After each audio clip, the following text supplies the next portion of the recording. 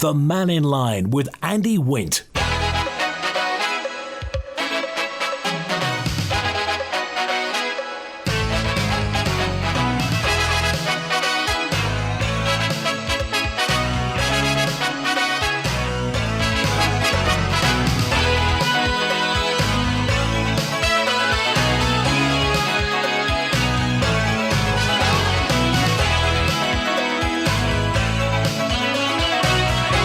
My good afternoon. Mannin Line's on till 1 today, and the floor's yours because we're open line.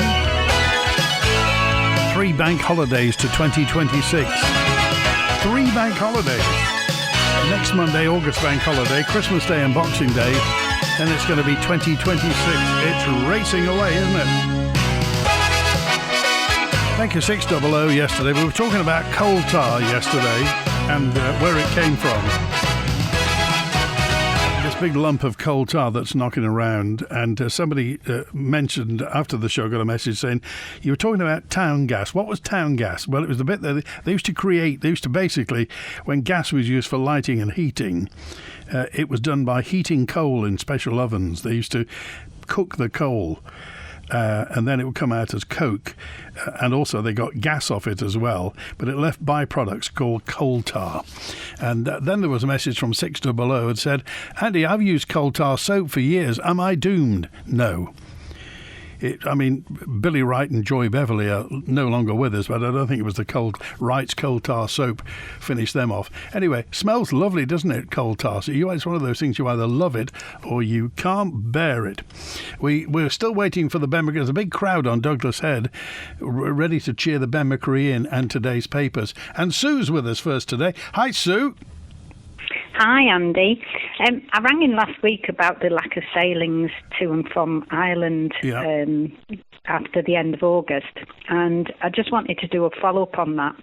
I contacted the Steam Packet and 2 of their departments, the customer experience team and the Isle of Man reservations team, came back to me.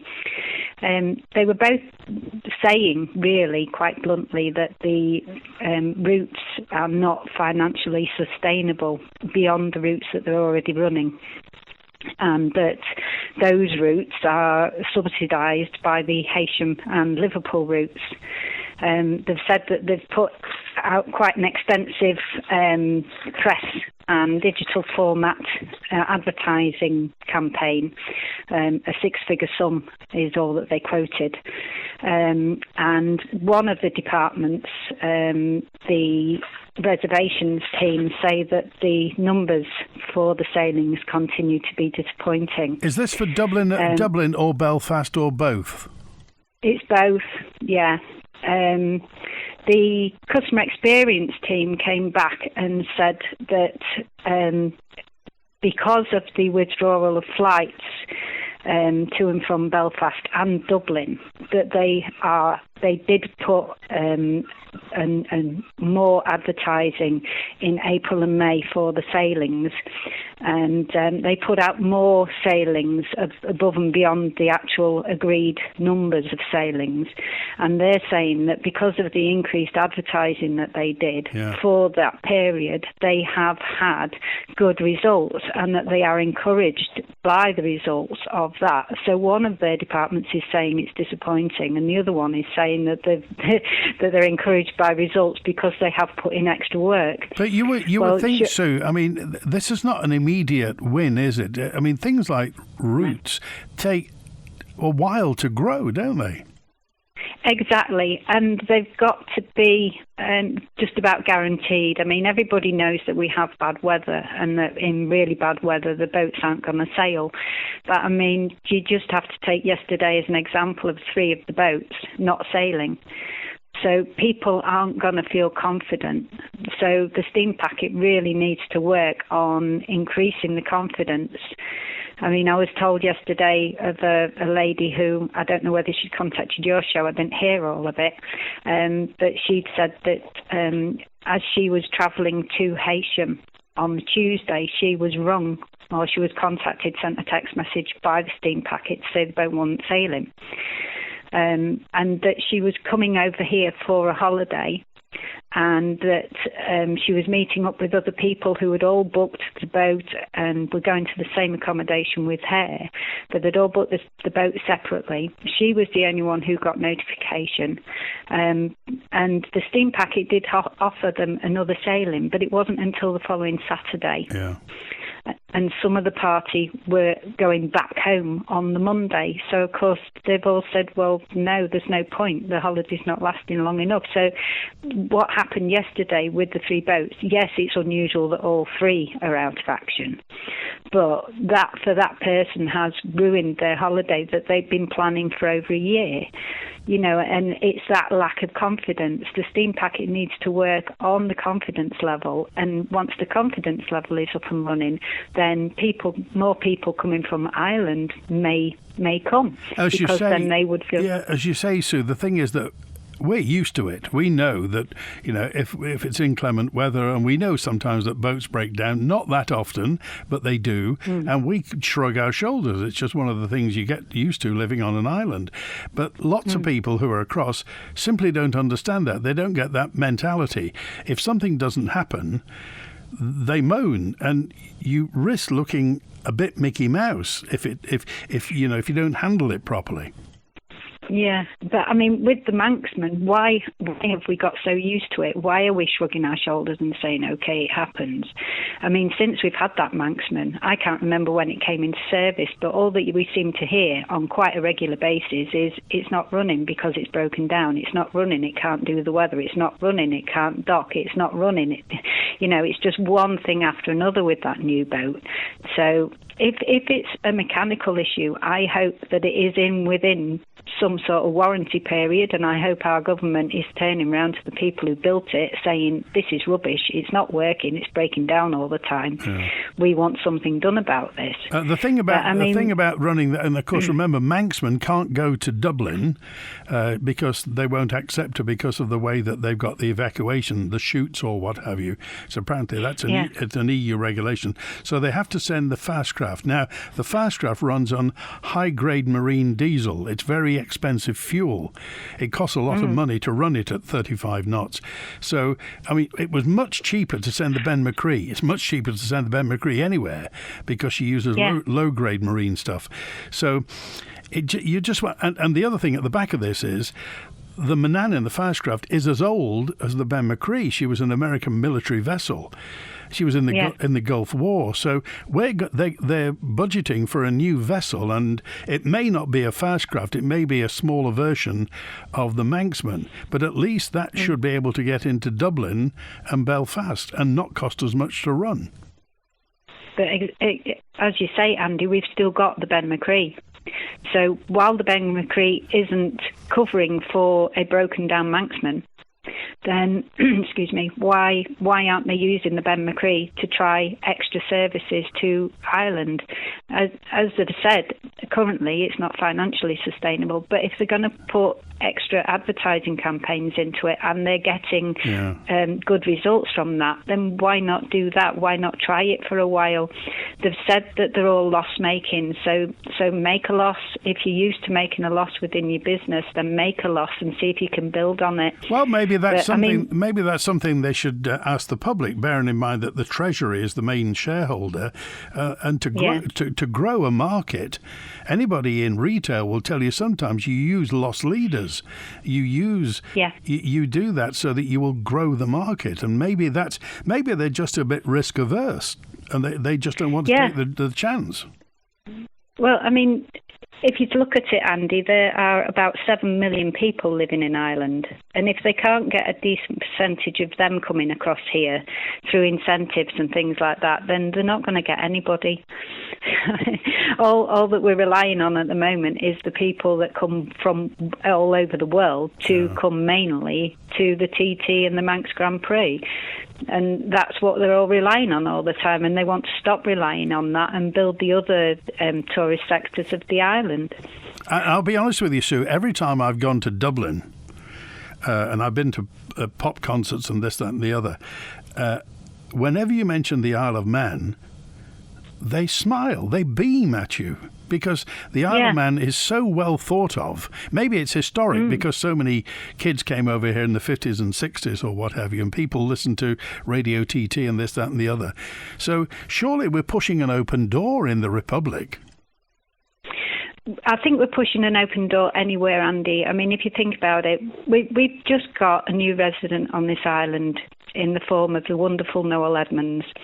He has an Instagram account and he is constantly posting little videos on his Instagram account that is promoting the Isle of Man 1,000,000%. He did one in Morag Park the other day in the sunshine, and he's saying how clean it is, how happy the people are, that there's a play area for children, there's a cafe, there's crown green bowls, there's there's the pedalos, there's the boats and everything, and that is just Morag Park. And this man is absolutely beamingly, he says at the end of it, I am just blown away, because he has seen how beautiful just that one little tiny area on our island is. Now, the rest of our island is a wonderful place. The scenery is amazing. The residents are absolutely wonderful, the majority of them anyhow. And we are a gorgeous little island. And when you mention them, like you say, when you mention the Isle of Man to people and they all go, oh yeah, I'd love to go there, or oh yeah, I've been there, want to go back. Because the majority of people do. They love it here. They absolutely adore it. When they come for a holiday, most people are absolutely gripped by the place and they want to come back, or they want to actually move here to live. So yes, I mean, somebody's getting it wrong somewhere if their advertising campaigns aren't working. Okay. All right, Sue, we appreciate it. And thanks for raising that subject today. Good to hear from you.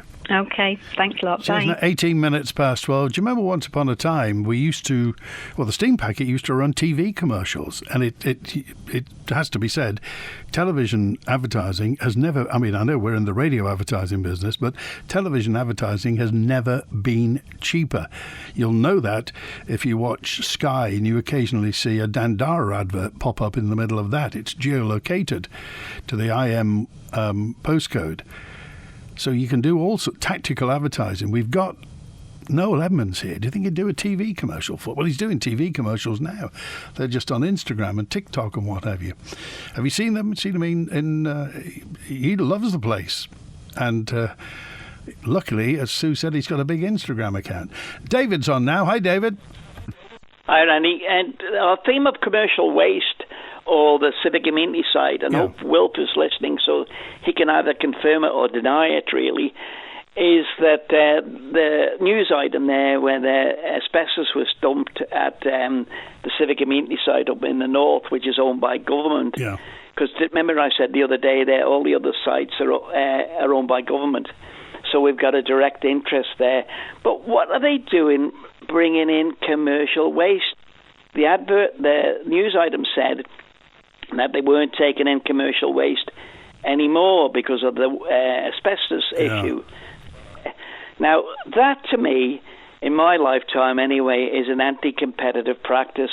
And I've been on about it for years and years and years when government get involved in things, because the commercial people who have to pay the commercial rate, or the local authorities who get a dispensation, a different rate from central government to tip for tipping charges, either at the energy from waste plant or rights pit or whatever the other stuff goes to. And I just wondered, why are government-owned sites and run by local authorities taking in commercial waste when they're taking the bread and butter from commercial activity? Well, I think reading between the lines, the articles, it's Sandra Cottam-Shea, who's the Deputy Chair of Ramsey Commissioners. It sounds like somebody did this on the sly.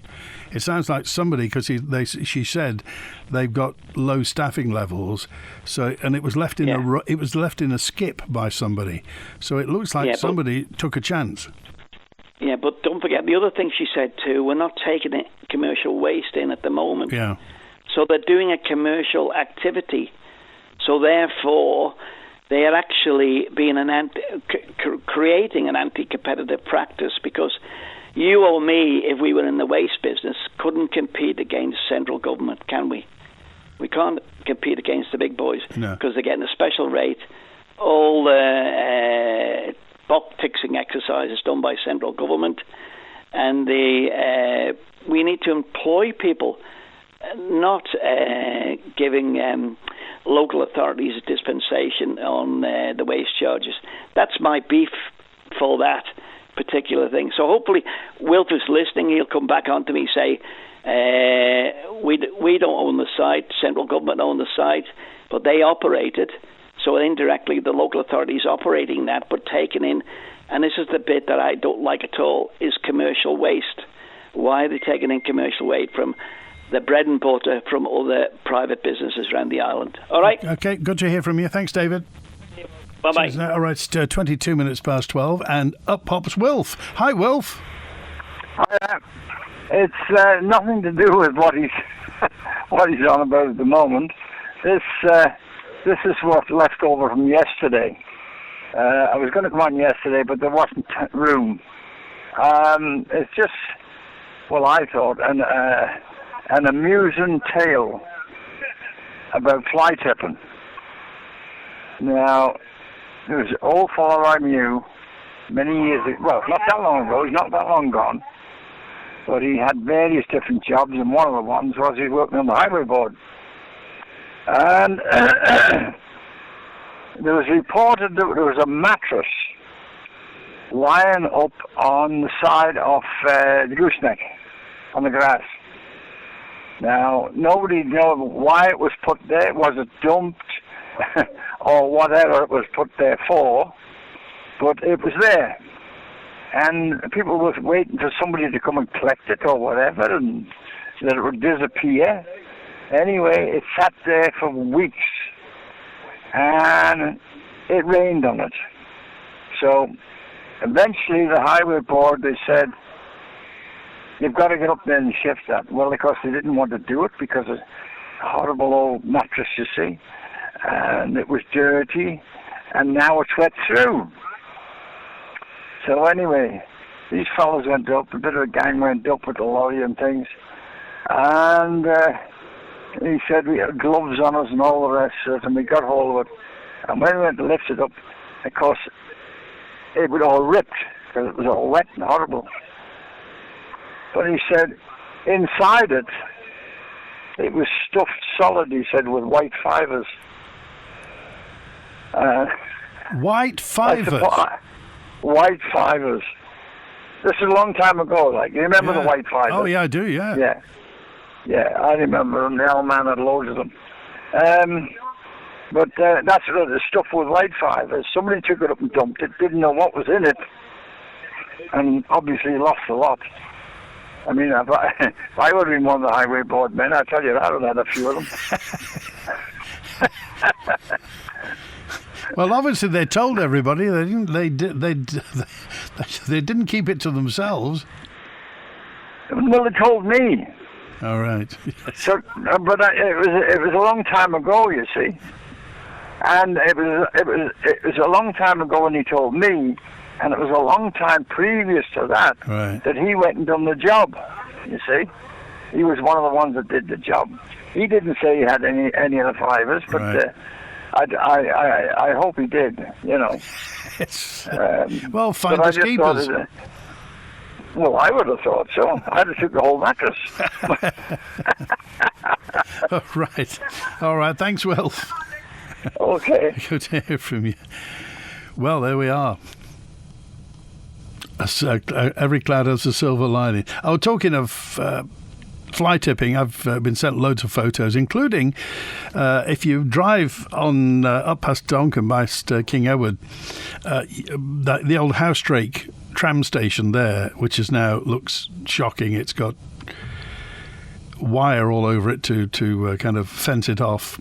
And there's the gates open down to the old Housedrake holiday camp. All sorts of rumours about that. A famous boxer's bought that. Is it true? Or is he living somewhere else? The Housedrake holiday camp. Anyway, there's a fridge down there. If you look, there's a fridge. Somebody's lobbed a fridge down towards the old Housedrake holiday camp. And on the other side, there's an old septic tank that somebody's decided to put there. I mean, that's fly tipping on steroids, isn't it? Thanks for telling me all this. And also, I've also got some interesting photos from Thelma. Thank you, Thelma, on Douglas Promenade. The Irish venting posts along there used to have, I don't know whether you remember, but they used to have pretty kind of Victorian-style lamps, one on each side of the venting post, which has gone. They've got rid of them.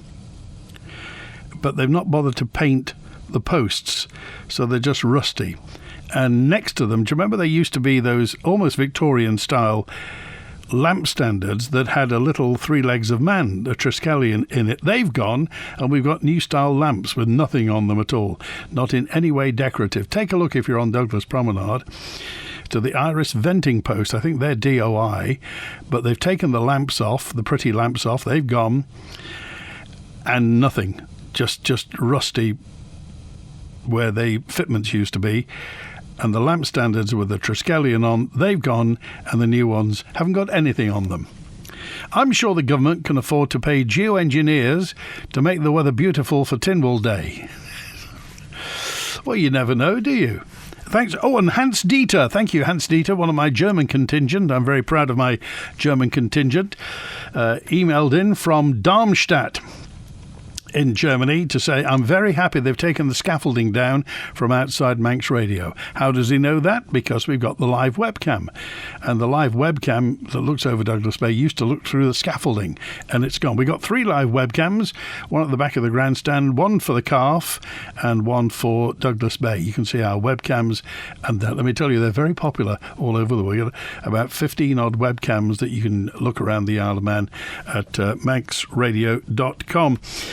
Thanks also to, it was regarding the electricity. It was Les, thank you, Leslie, who just said, I heard what you were saying the other day about people with PVs, photovoltaic solar panels, selling electricity back to Manx Utilities at 9p per kilowatt hour. Presumably, Manx Utilities then resell that at 29p per kilowatt hour, so they're making 20p per kilowatt hour for being the monopoly and taking the electricity back. Do you think that's going to be included in their accounts in the future? Maybe they should make an app. There are so many apps nowadays, and anybody who's got a photovoltaic array, you can see how much your solar panels are making for you and how much you're generating. Surely it will be interesting and illuminating, really, for Manx Utilities to have a live one for the Isle of Man. It's easily done. Just to see how much electricity has been generated by, let's say, Paul Rose or the energy from waste plant, when it is an energy from waste plant, and also how much they're making, how much they're bringing in from the photovoltaic panels. Bring us into the tent so that we can see exactly how much is being generated from people around the Isle of Man. And, of course, the profit that's being made on it from Manx Utilities. You buy it in at 9p, you charge it out at 29p.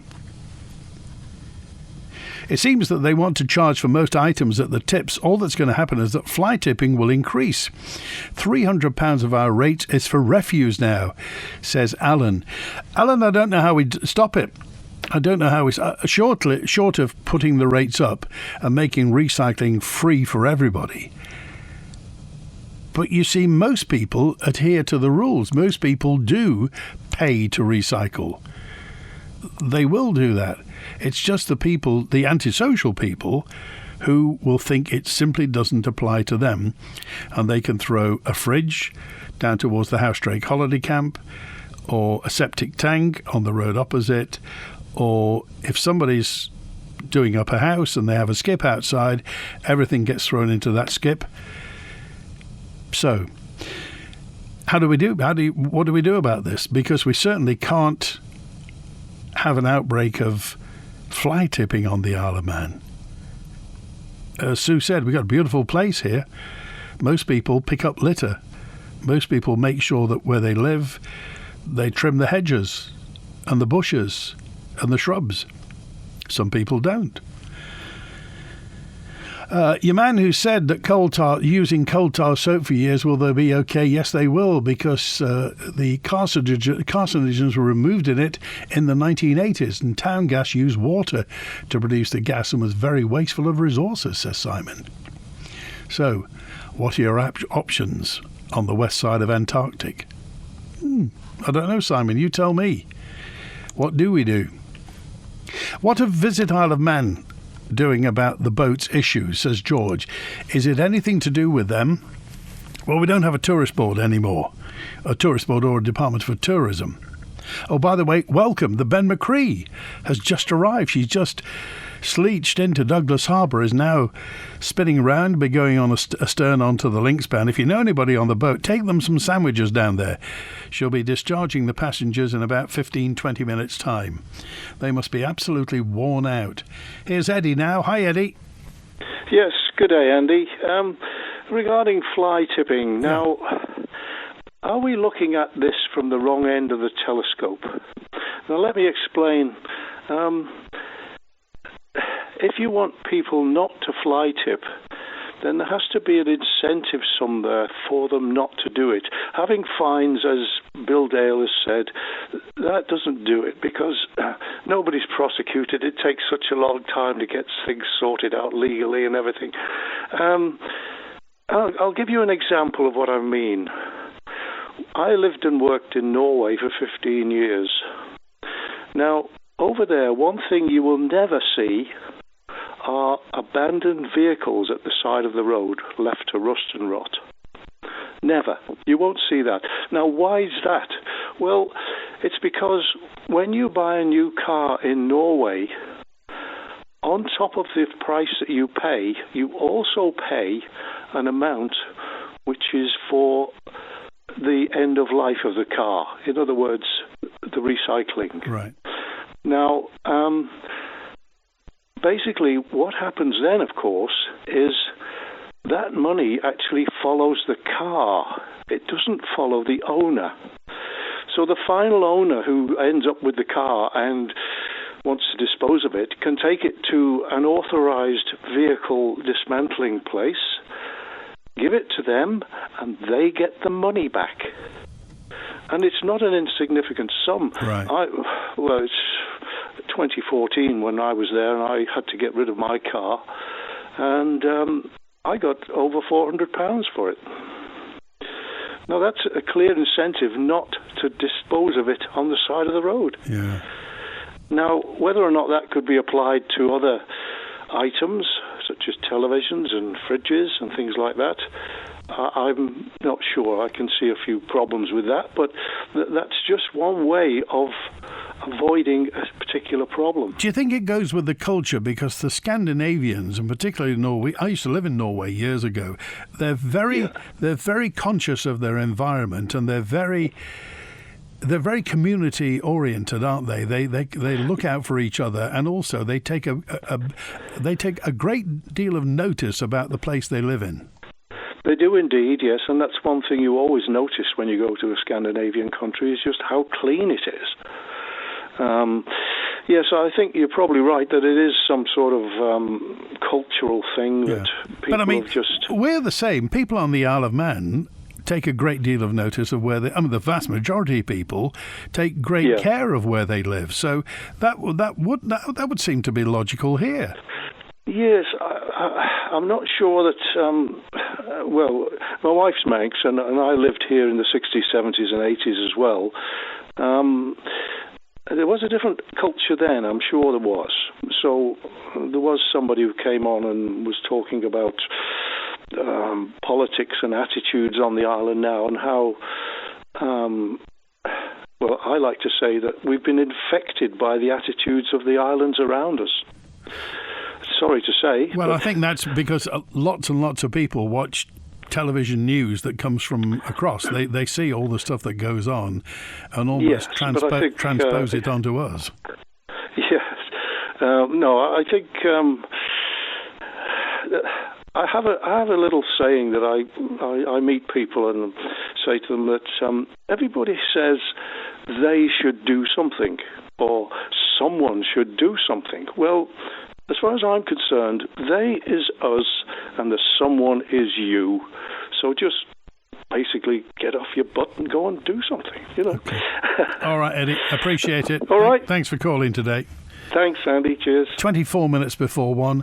Says Sue, 768, we don't shrug our shoulders about unreliable transport. I now go to the UK 2 days in advance if I'm travelling on from there. It used to be 1 day, but unreliable transport has got worse. So I have to spend more just to have a chance of getting off the Isle of Man in time. Makes me angry, and I'm sure other people do too. So I'm not shrugging. Point taken, Sue. It's a military exercise organising onward travel if you're heading to the UK. But the reliability, was it more reliable in the past? I go back to the time when I started sitting in this chair presenting Mannin Line. It was October 1998. And we just had Ben McCree. Ben McCree just replaced the King Orry, and Manx Airlines was in full flow. And every day people moaned about Manx Airlines. Every day people moaned about the steam packet. Was it more reliable? Well, we had the Lady of Man, of course. Lady of Man used to go through anything, didn't she? I wonder.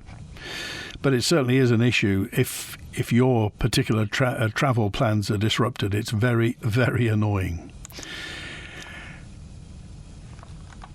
Yesterday, the gentleman who sent me the thing about Garff. Yes, we mentioned it yesterday, the thing about Garff, the dumping ground in Macclesfield for years. The man who picked up fly tipping rubbish and what have you, and cut back grass and brambles, and then was told by the commissioners not to do it. Thank you for that. I think you'll find that commercial waste at amenity centres is more expensive than in actual community waste sites, says Paul. The island has got main roads that are dangerous due to poor road markings, and if they could spend time and money putting these right, it will be good.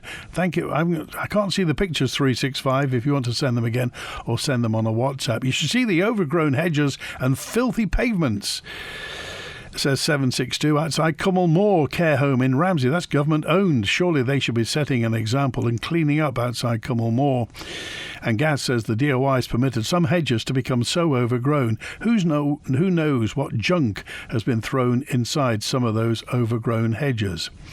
You just wonder, don't you? Walk down some residential roads and most hedges are cut properly, a few that aren't done that well, and then there's always one, isn't there, that's way out into the pavement. Right, text, email, call. What? Oh, Robert's with us now. Let's find Robert. Hi, Robert. Hello, Robert. We can't find Robert. Hi, Liz. I see you've had your garage converted. We're desperate for more room. Yes, come through and have a look. John called Manx Property Conversions. We now have an extra bedroom, but it could be another reception room, kids' playroom or office. They also did our conservatory roof last year. We were so impressed, we got them back to convert the garage. Wow, I need that. What's their number again? Call MPC on 450 500. That's 450 500. Or find them on Facebook at Manx Property Conversions.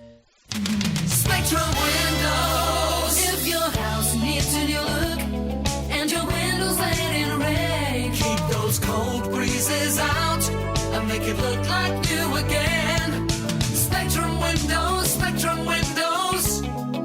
Quality through and through. Great work guaranteed to you. Spectrum Windows, Spectrum Windows. Spectrum Windows.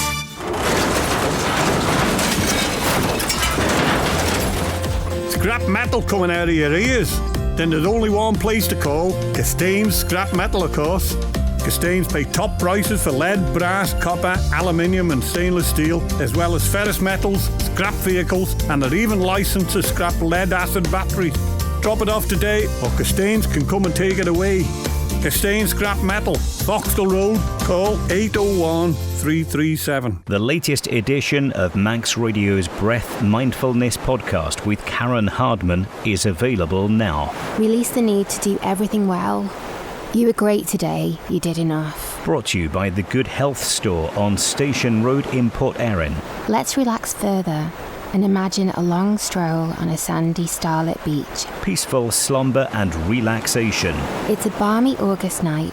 and you are walking barefoot along the water's edge. The latest in the Breath Mindfulness series with Karen Hardman, and available now at manxradio.com. The Mannin Line with Andy Wint. 19 minutes before 1. Thank you, Julie. Dropped a note in 625. I won Manx Radio coffee on Manx Radio Gold. I haven't got it yet. Somebody will be in touch with you, Julie, and enjoy the coffee. I'm sure it's very, very nice. Well, I know it's very, very nice because I've had a cup. You can't dump rubble and asbestos tiles in Balladoole at Ramsey, and the skip's fenced off, and a member of the staff has to open the gate to let you in. If you've more than a few kilograms bags, you're charged.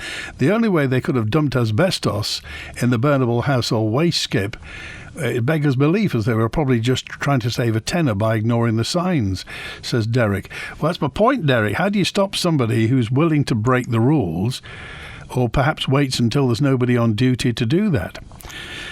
What do? 572, thank you. The state of Douglas Inner Harbour portrays a graveyard of wrecked yachts. Is this not another form of fly tipping in the harbour, which we're trying to maintain for not only the general public but for the tourism? The DOI who are responsible for the harbour surely should be prosecuting the owners. There's still heaps more to do to clean up the place. There are some... Are they just knackered yachts, or are they just being repaired? What is it then? If you're a Douglas Harbour owner, can you tell us? More and more vehicles will be abandoned at the side of the road simply because of the ANCR system that's been introduced on the Isle of Man. It only targets cars in use, not cars dumped, OANPR, dumped at the side of the road, which will never trigger an ANPR camera. Is that true? It's only useful if a vehicle is being used on the highway and not dumped at the side of the road. That man's got it right with his saying, but what he failed to mention was there's far too many people telling others what to do today, if you get my drift, says Gary. Are you telling me what to do, Gary? And a message in that just says... they put an outside deck and a separate bar in at the Ben, and the complaints disappeared. The Ben McCree is now in and discharging all those passengers. Regarding Garff, right, I must tell you that Garff Commissioners are inviting residents to have their say on the Orsted plans for the Moor Vannin offshore wind farm. There's a meeting next Tuesday, the 26th. The public meeting for Garff residents, Tuesday 26, starts at 7 o'clock at the Laxey Working Men's Institute. The wind farm proposals say the Commissioners could affect all views along the Garff coastline from Port Lueg in Mackall down to Groudle Glen. So the Commissioners want to give you, the community, a chance to share thoughts on both potential benefits and the possible impacts of the project. Now, the meeting is going to be chaired by the captain of the parish of Lonnon, Captain Stephen Carter. Both MHKs will be there. Daphne Kane and Andrew Smith will be in attendance. Orsted won't be there. Orsted say they're planning to hold their own consultation events later on.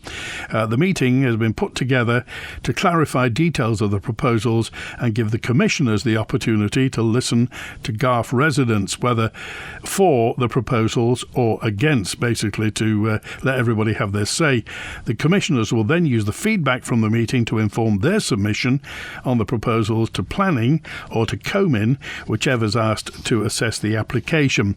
That's next Tuesday, 26, Laxey Working Men's Club, 7 o'clock, a public meeting on the Orsted Moor Vannin proposals. And while you're there, by the way, you probably ask them, when they're finished on the wind farm, ask them about that new sewage treatment facilities at Garff and what's going to, because apparently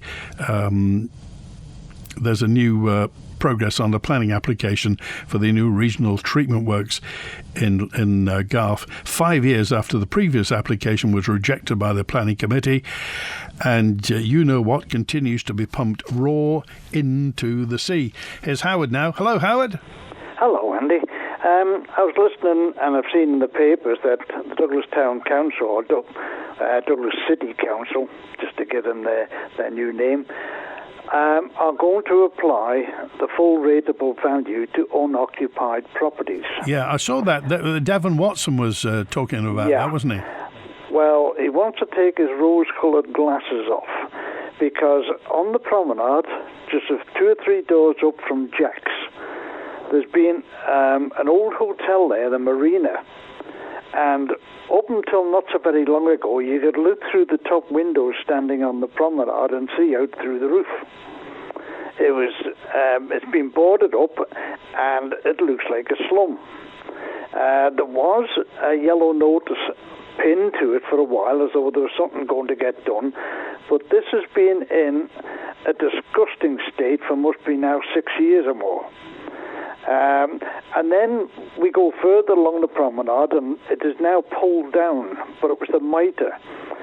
And that was boarded up because the police used to use that as a training ground, both for them and their dogs. Right.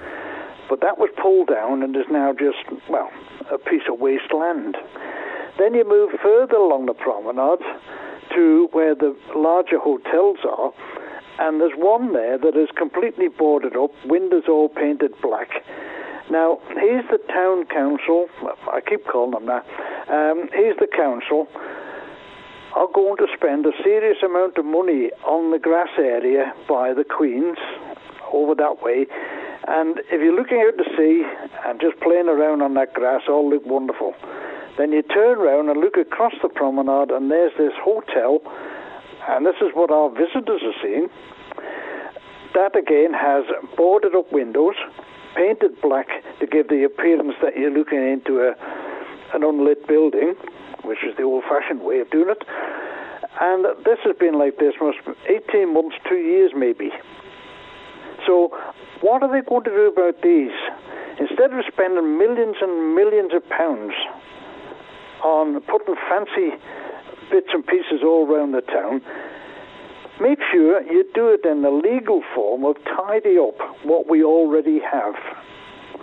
If you've got a tidy place, where they were on the Queen's Promenade, just for children to play on the grass, instead of playing in the house, that's a pleasure. They're going to put a little stream running down there for the children to stand and look and listen to it, and it's going to waste a lot of money. So what that'll happen in the winter, I do not know. But let's get what we've got tidied up, straightened up, and make sure that they use legal means, the lawful means, and the most useful means to do so. Because that promenade is looking derelict now. Well, you know, Howard, if you wander around Douglas, and we all know where they are, the houses that look like they come out of a horror film, the ones that are abandoned, whether it's a deceased estate or people have fallen out, whatever it is, and these things look like broken teeth. So, so what do you think? I mean, is it the council's job or is it the government's job to do something about this? Well, in lots of cases, the council are collecting the rates, reduced rates, and now they're talking about putting the rates up to the full amount. Yeah. So they're going to get an increased benefit on those rates. But those people, they may be, as you say, deceased. There was one for years on the end of West View, just before you come to Prospect Terrace. Yeah. And that was boarded up. There was a little bit of work done on it, and that was owned, I think, I stand to be corrected here, by one lady. Yeah. Now, whether she just left it in a semi-derelict, but it has been tidied up a little bit. But that's only one. You look around all the different places, and the government are not clear of this either, because they've got the Quarter Bridge down there. We got the Grand Prix on this week, and the Quarter Bridge is an icon. Then across the road is the old Nook Cafe. It's not the tidiest of places, vehicles dumped. And you got down on the bridge where Mulcrease used to be, they're going to shift all those vehicles. They're still there. Yeah. You know, all these things, if the council get up off their backside, drive round, and they have the bylaw officers who are supposed to look after this, report back to the office, who then will look at the officers, the senior officers, who will go to the council itself. But they don't. They don't seem to be joined up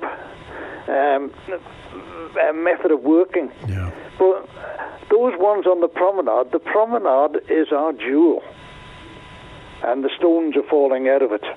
And you only have to say, have a look at the Marina Hotel, and that must be at least 6 years, semi-derelict. It's a slum. And now we're moving over onto what used to be the in the old-fashioned way of saying things, the better end of the promenade, that big hotel, and it is a big hotel, boarded up and turning into a slum. Okay. All right. So it's about time, instead of spending a huge fortune on ego trips, get out there and get something done with what we've got and make the place look good again. Okay. All right. Thanks, Howard. Take care. Good Bye to hear now. from you. Thanks for that. I note that I was walking on the promenade this morning, says this correspondent on 164, and overheard visitors, presumably from the cruise ship. It's the Oceana Vista. They had a map in their hand. They commented on how shabby Douglas Promenade looked, with rusty railings, weeds, and dog poo. I also heard this talking about them talking about the Horsham and how lovely it was. Oh, the horse trams, sorry. Your spell check got it. Talking about the horse trams and how wonderful it was to experience that. Well, there's a big cruise liner, the big white cruise line. If it looks familiar, by the way, it was built by the same people that built the Super Sea Cat. It was built by Fincantieri. The Oceana Vista is with us today, and lots of visitors coming off to enjoy the Isle of Man. Wonder what they think of it all. Jeff's on now. Hi, Jeff. Hi, Andy. How are you? Very well, thanks. What's on your mind? A tongue-in-cheek invitation to either the minister or some senior officer of the DOI to enjoy a mobility scooter ride from the top end of Douglas to the bottom end of Douglas, to show them how impossible it is to go from one place to another without risking life or limb either falling over or being hit over by cars on the road because of the lack of drop curbs around the town. And I had a fall yesterday. Fortunately, I was uninjured. I rely on a mobility scooter now through an unfortunate accident, and more people of my age are using them. And the problem is, somebody shouted at me yesterday, "Get off the road." Well, I had no choice because I couldn't get on the pavement. And I just thought, just as a throw-in, maybe a little bit cheeky, the £400,000 was to think about spending on some signs.